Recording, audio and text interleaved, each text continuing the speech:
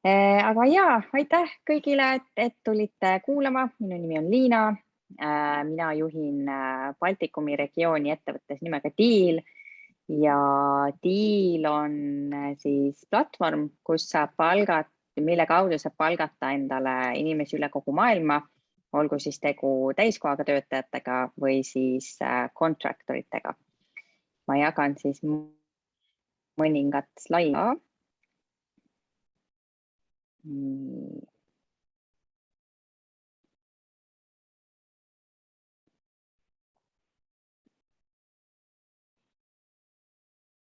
Nii, endast ma juba korra rääkisin.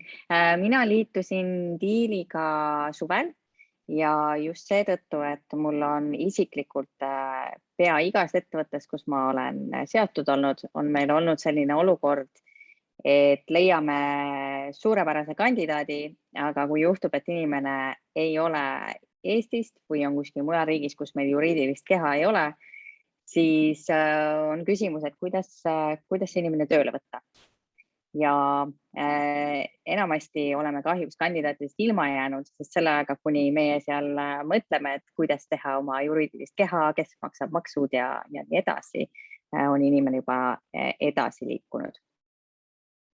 Ja just hetkel on Eesti ettevõtetel ja Baltikumis üldiselt, kuna meil majandus kasvab juba kiiresti, siis meil on tõeline tööjõu puudus. Palgad liiguvad kiiresti üles ja isegi palgaootusi ületades on raske leida õiget inimest. Ja siis ma isiklikult kuulsin Dealist ja otsustasin, et meil oleks vaja ka Baltikumi piirkonda aidata. Aga siis räägime üldisemalt, et mis need probleemid on rahvusvahelisel palkamisel. Et mida üldse tegema peab, kuidas see käib, kuidas inimest palgata, kas võtta mingisuguse töövõtulepinguga või teenuselepinguga või mida silmas pidada, kui inimene tahab olla ikkagi palgatöötaja ja kuidas seda teha. Üldiselt on see protsess suhteliselt lonkav. Kui ütleme, et mina sooviks võtta kellegi praegu tööle Inglismaal, siis traditsiooniliselt on mul sellised variandid. Kas luua oma enda juriidiline keha või siis kasutada mõnda teenuspakkujat, nagu näiteks Deal. Aga kujutame ette, et ma otsustan, et laieneme Inglismaale ja teeme kõik paberimajandus ära. Palgaarvestuseks on mul siis vaja kohalikku raamatupidajat või siis kasutada partnereid. Lisaks on enamasti partneritega see arvestus käib läbi Exceli tabelite ja emailide, mis võtab kaua aega, lisaks tekivad vead. Juriidilise keha avamisel on ka kulud ja töölepingute ja kõikide muude lepingutega keskmiselt on see erinevatel turgudel natuke erinev. Ettevõtte enda ülesseadmine ei pruugi olla see kõige suurem kulu, kuid just kõik need vestlused ja protsessid juristidega lähevad keskmiselt 30 000 – 50 000 eurot kokku maksma. Ja lisaks on seal kõigel ka väga kõrge ajakulu. Olenevalt riigist võib see võtta 3 kuni 12 kuud, et kahjuks ei ole mujal maailmas üldiselt nii lihtne kui Eestis ettevõtet üles seada. Ehk siis meil on see võimalik 15 minutiga. Mujal maailmas see reaalsus ei ole.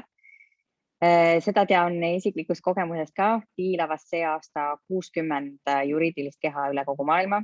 Mõned protsessid olid lihtsamad kui teised, aga keskmiselt võtab kogu protsessi ülesseadmine, et oleks võimalik inimesi palgata vahemikus 3 kuni aasta. Aga kuidas see võiks toimida siis hoopis Dealiga? Meie oleme selle algse töö juba ära teinud, nagu ma mainisin, see aasta avasime 60 Deali ettevõtet üle kogu maailma. Kokku on meil kaetud ligi 100 riiki. Ehk siis meie klientidele on asi väga lihtne. Kui kui leiate kandidaadi, keda soovite tööle võtta, siis tuleb lihtsalt luua konto Dealis, sisestada kandidaadi andmed, töökirjeldus, kompensatsioon, puhkusepäevad ja kõik muu, mis sinna lepingu juurde läheb. Ja meie paneme siis kokku palgakulu kvooti. See on keskmiselt valmis 15 minutiga. Siis sa näed täpselt, mis on selle inimese brutopalk, mis on tööjõukulud, mis on diilitasud. Ja siis järgmise sammuna tuleb kõik andmed kontrollida. Kui kõik on õige, siis saab minna lepinguid allkirjastama. Allkirjastada tuleb siis leping diili ja ettevõtte vahel ja järgmise sammuna kutsume siis töötaja samuti lepingut allkirjastama.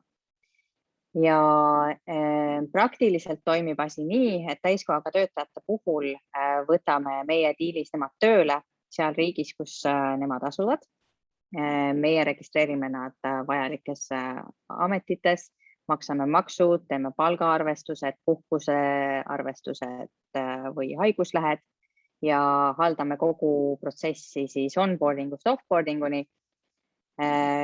Kõike saab hallata platvormil, töötaja saab puhkusepäevi sisestada, saab näha oma palgalehti ja saab ka lisada boonustasusid, kulusid, kõike muud.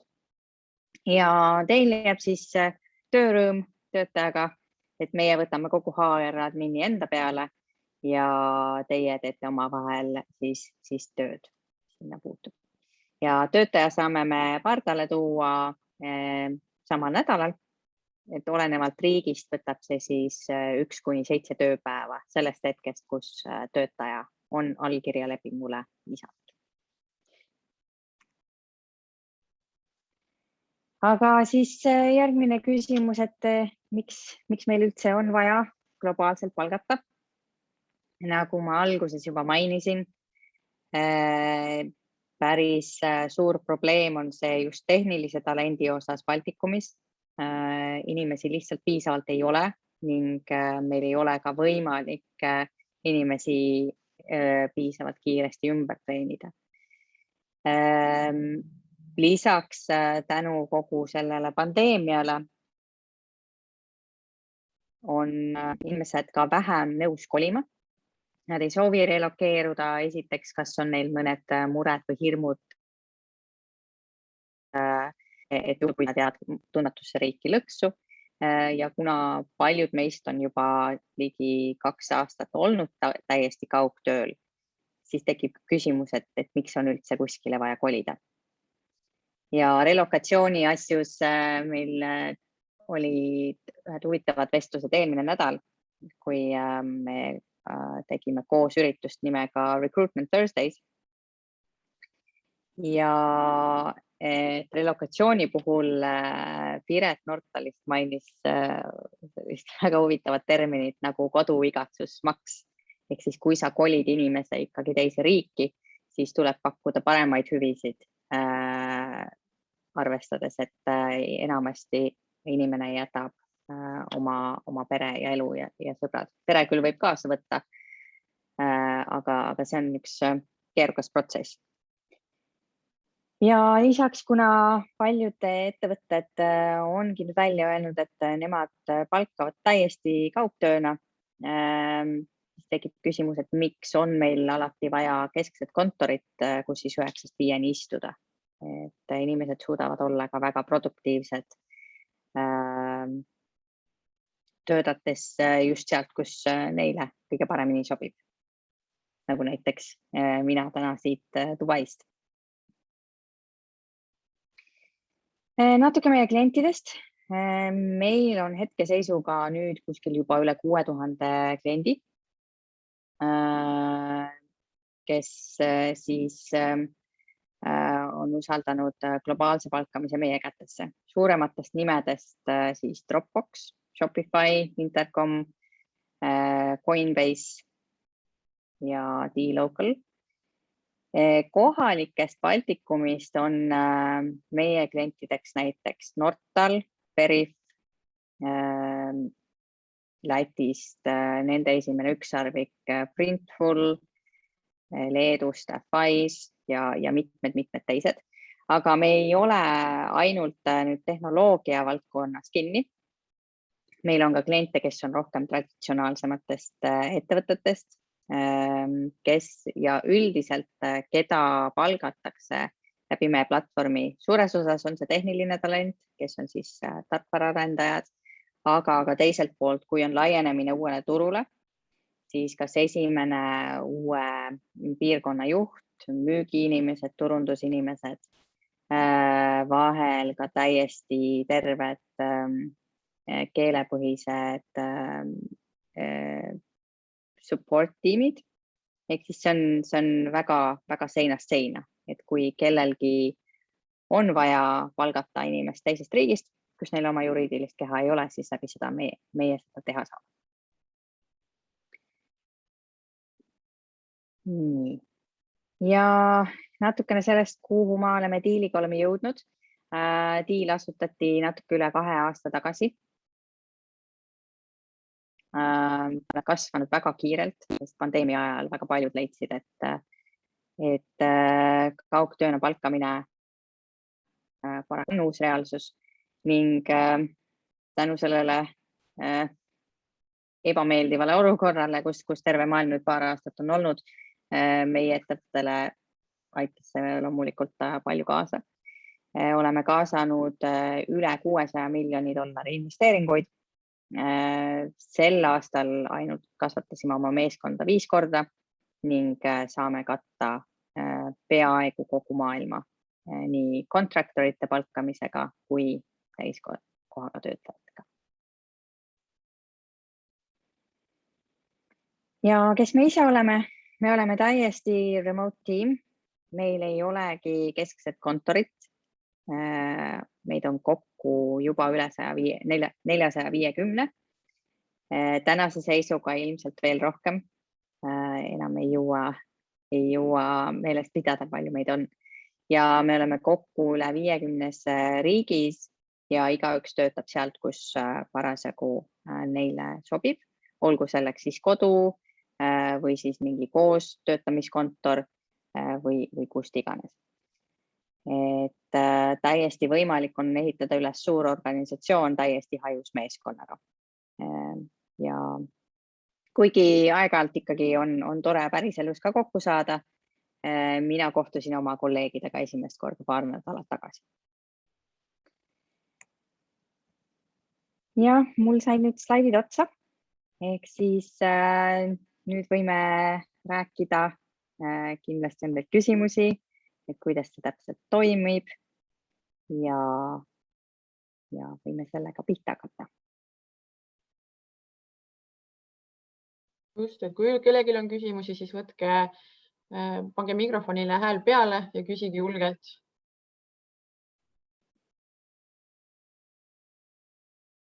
Teine variant on see, et kui ei julge avalikult küsida, võib ka chati kirjutada, loeme ette küsimuse.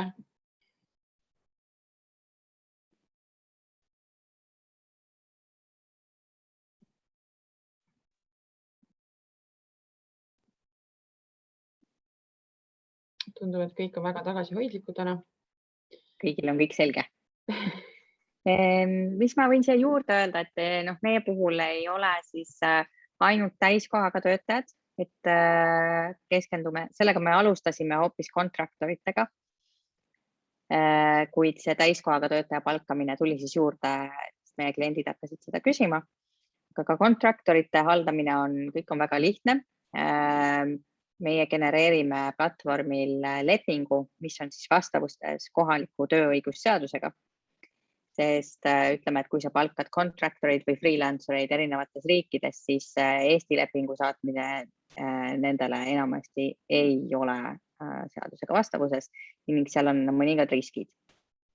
Ja kontraktoritega on asi suhteliselt lihtne. Lepingu saab üles seada keskmiselt 15 minutiga või vähem, nii kiirelt kui endal andmeid sisestada õnnestub ja siis kontraktoril sinna allkiri juurde tuleb.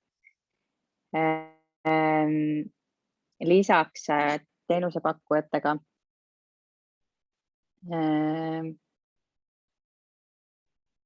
on nii, et kõik arved elavad platvormil ja kõike muudatusi saab teha, ehk siis ei pea ootama, kuni teenusepakkuja saadab sulle emailile arve.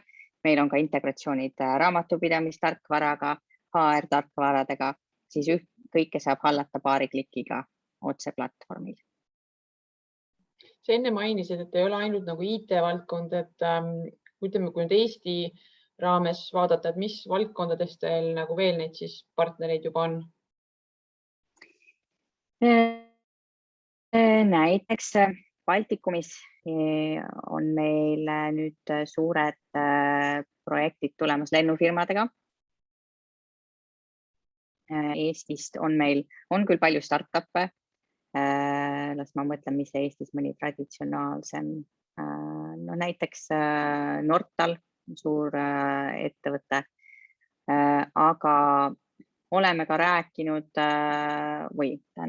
oleme pooleli lepingu allkirjastamisel ka mitmete näiteks logistikaettevõtetega, kui neil on vaja näiteks müügiinimesi mujale. Ehk siis see on täiesti seinast seina, kuigi me ise enamasti ühendume tarkvaraettevõtetega, siis ma ütleks, et see sobib kõigile, kellel on vaja kedagi palgata riigis, kus oma juriidilist keha ei ole. Või siis, kui on koostöö paljude freelancerite või teenusepakkujatega, siis see muudab asjade majandamise palju-palju lihtsamaks. Kui nüüd Eestist nüüd vaadata, milline see riik on, et kuhu kõige rohkem või kust kõige rohkem otsitakse siis inimesi endale? Kuhu tahetakse nagu minna?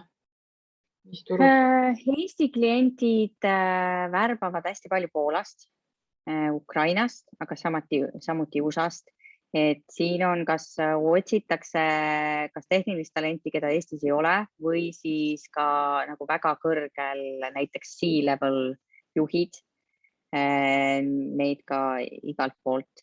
Et Poola on hästi suur turg, Inglismaa, Saksamaa ja lisaks ka USA. Ja siis on meil mõned ettevõtted, kes palkavad freelancereid Aasiast samuti. Okei. Meil on üks küsimus ka chatis, et kas saaksite täpsustada, kuidas toimub töötaja onboardimine diili keskkonnas? Ja, diili keskkonnas, nagu ma mainisin ennem, ma võin tegelikult näidata siin demot. Võime teha ühe kiire demo läbi. Üks hetk.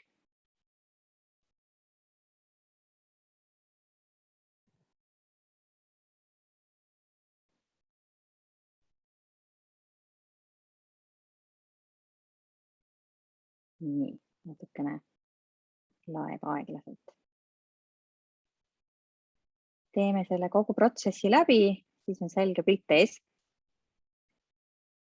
Nii, see on mul siin dashboard. Mul on 6 täiskohaga töötajat tiimis ja lisaks ka mõned teenusepakkujad.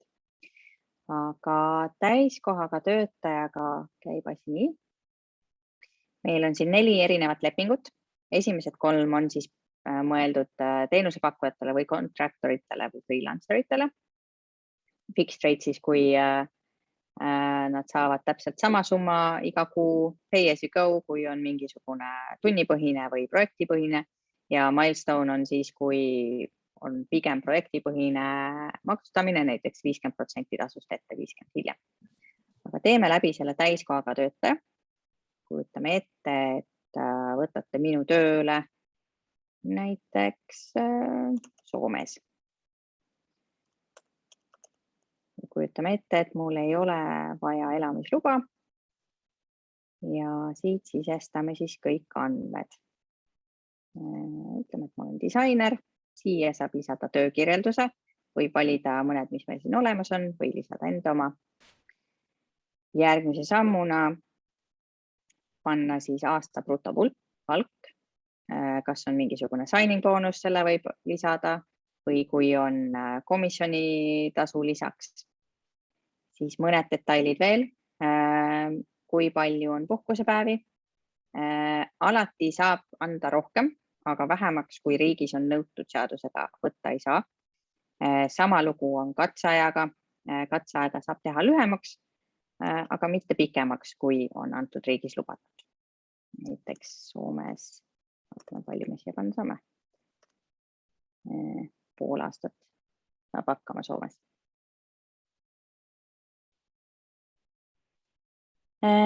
Lisaks saab pakkuda ka optsioone, kui selleks soovi on, aga selle võib jätta tühjaks.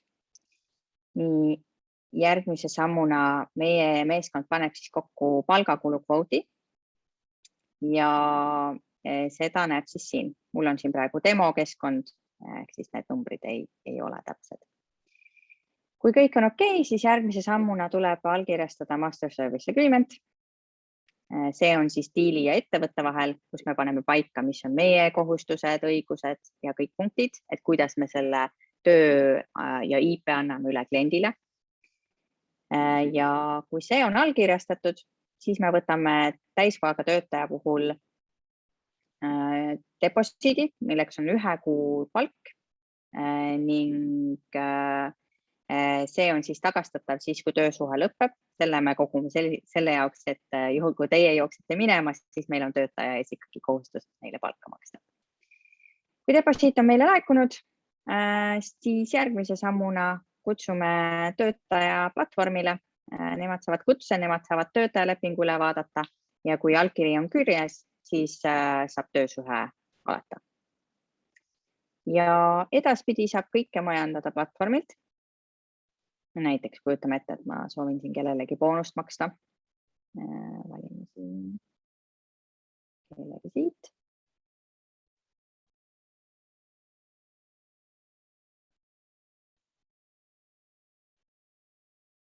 Siin ma näen kõike lepingu punkte. Näiteks tahan maksta boonust.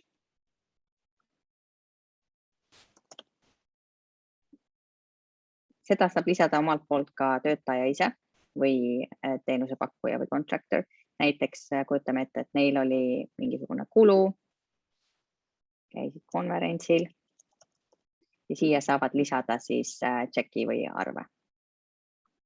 Ja see samamoodi, kui on töötaja poolt lisatud, siis tööandja peab siin kulud kinnitama ja kui on kinnitatud, siis selle järgmisele palgale või tasule juurde. Ja siin on igasuguseid muid lahedaid asju. Saab näiteks integreeruda raamatupidamistarkvaraga või siis HR-tarkvaraga. Saab ligipääsu igasugustele teenustele, allahindlustega. Saab kutsuda oma meeskonnaliikmeid siia platvormile samuti. Et kui on näiteks raamatupidaja, kes peab kinnitama palgamakseid või kui on keegi, kes sisestab lepinguid, ja arved elavad kõik siin. Neid saab siis alla laadida ühekaupa või siis saab ka panna kokku raporteid või tõmmata kõik alla CSV faili. Ja näitan korra, milline üks arve välja näeb. Minul on siin makstud mitmele meeskonnaliikmele, kõigile saab maksta ühe maksega. Saab ka eraldi, kui millegi pärast selleks peaks olema soovi. Aga meie saadame kuu lõpus ühe arve. Kui on siis mõnes muus valuutas töötajale tasutud, siis siin näeb seda kurssi.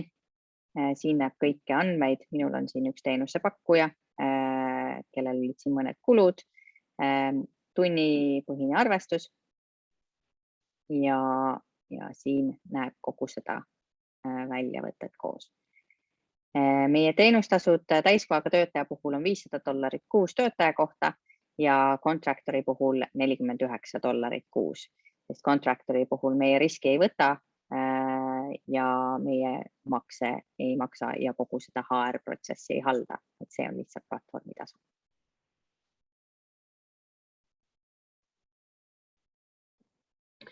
Siis on veel üks küsimus, et milliste HR-tarkvaradega diil ühildub? Ja, praegu on meil Ashby, Bamboo HR ja Greenhouse. Järgmise aasta jooksul valguses saab valmis ka Sage HR ja siis tuleb neid ilmselt juurde, et neid on meil päris palju töös. Kas kellelgi on veel küsimusi?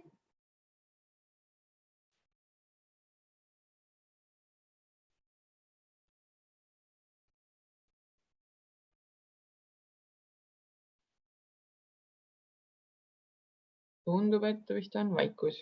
Kõik on jätkuvalt selge.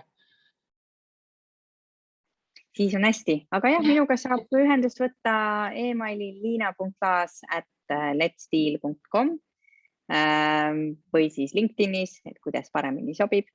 Et kui keegi soovib personaalsemat demo näha või on mingeid küsimusi, siis ühenduge ja räägime.